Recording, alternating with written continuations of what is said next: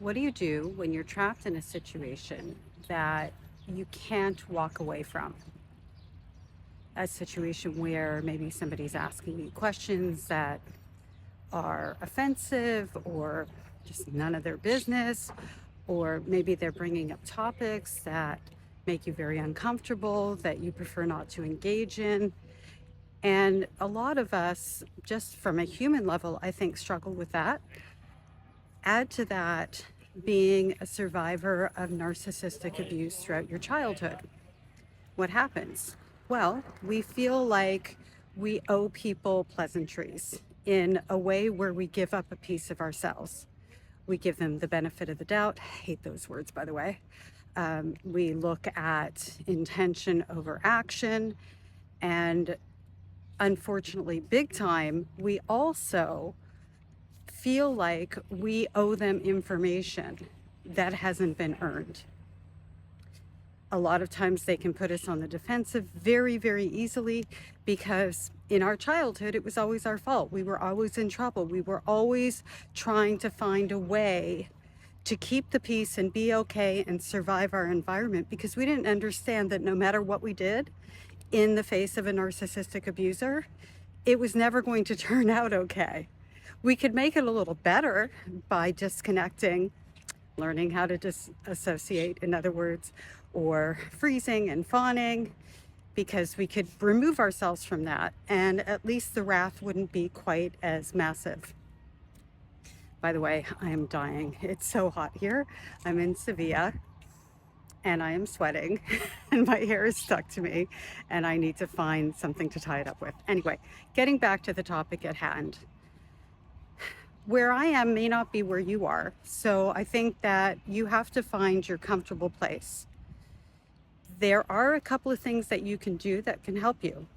So somebody brings up a topic, for example, and you don't like that topic.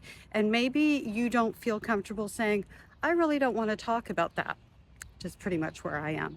Like I'm in the, I don't really care if you don't like me when I say to you, I prefer not to engage over that, because if you don't like me because of that, well, you're not my spirit animal.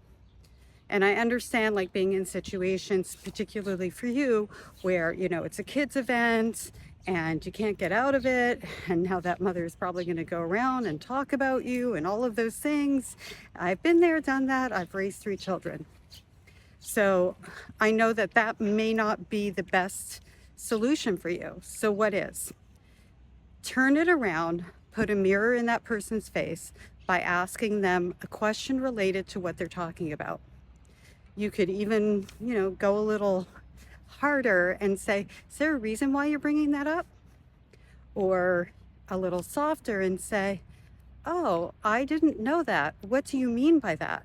Or can you clarify that? Can you clarify that? Can you tell me what you mean? Those are really soft approaches and it makes them own what they're talking about. Well, what do you mean? What do I mean? I don't really understand, why you're bringing this thing up. So I'm just trying to understand so that I can engage with you where you are. Do you see what didn't happen? You didn't go on the defensive.